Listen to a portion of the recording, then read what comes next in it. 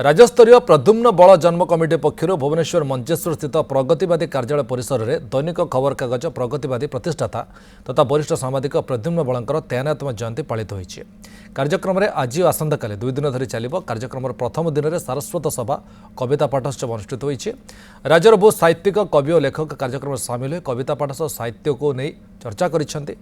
प्राक्तन लोकपाल तथा झारखंड प्राक्तन विचारपति जस्टिस प्रदीप कुमार महांती मुख्य अतिथि भाव जोग देते। आसंताकाली अपराह्न स्मारकी वक्तृता कार्यक्रम रही। भारतर विशिष्ट गांधीवादी गांधी स्मारकी निधिर अध्यक्ष रामचंद्र राय अधिवेशन में सभापतित्व भाषण प्रदान कर अन्यपटे चलित वर्षर प्रद्युम्न बल स्मारक सम्मान अंतर्जातीय शोभनीय आंदोलन निर्देशिका डॉक्टर अरुंधति देवी को प्रदान करा जिवो।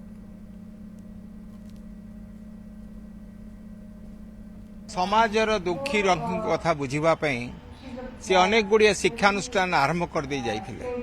अवश्य बहुत कम बयस देहांत होइथिला, किंतु आममानक पई आगामी पीढ़ी पई से गोटे नुआ रास्ता थोई दी जाइछन।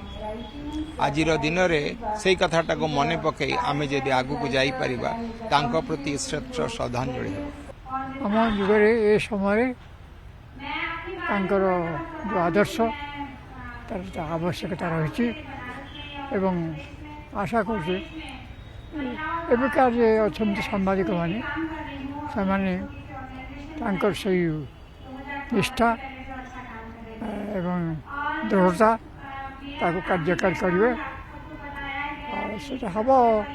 हम प्रति यथास्थ श्रद्धा। बेसालिश भावे कार्य करा जाऊ सांबादिकता क्षेत्र में प्रद्युम्न बल कहते जे परिश्रम न करिब, जे कष्ट न सहिब, जे सत्यता को आदरी न नब से प्रकृत सांबादिक हो पार ना। से मार्ग पुणी आमको आपणाइबा हेब। लोकंक स्वर होगाकू हेले सांबादिकतार से सत्य निष्ठा को आदर करने हेब। से एक राज्यस्तरीय उत्सव करुछु जो सारा राज्य विभिन्न अंचल सांबादिक साहित्यिक लेखक पाठक वितरक समस्ते समवेत होइछे।